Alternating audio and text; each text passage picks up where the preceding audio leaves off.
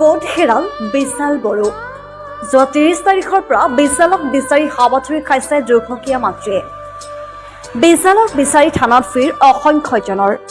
ঘটনাটো কামৰূপ জিলাৰ চাংচাৰীৰ মইনা সুন্দৰী নিবাসী প্ৰায় ১৮ বছৰীয়া বিশাল বড়োক একে গাঁৱৰে জগদীশ বড়োৱে লৈ গৈছিল দিল্লীলৈ। পিছে দিল্লীলৈ লৈ যোৱা জগদীশ বড়ো সুকলমে ঘৰ পালে লগত আহিল এগৰাকী যুৱতীও। নাহিল কেৱল বিশাল। এতিয়া বিশালৰ কথা সুধিলে জগদীশে কয় তেওঁ নাজানে ক'ত কেনেকৈ হেৰাল। ৰাইজে নামানে নুশুনে নুবুজে। অস্ত্ৰেৰে বিশালক সুকলমে ঘৰলৈ আনি দিবলৈ জগদীশক সময়সীমা বান্ধি পৰিয়ালৰ লোকে। চাংচাৰী আৰক্ষী থানায়ো বিষয়টো সন্দৰ্ভত নিজাববীয়াকৈ তদন্ত আৰম্ভ কৰিছে। চিৰঞ্জীৱ কলিতাৰ প্ৰতিবেদনত RB365।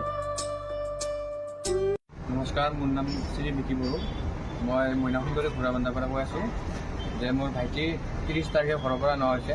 জগদীশ নামৰ ল'ৰা এটাই লৈ গৈছে ঘূৰিব যাম বুলি।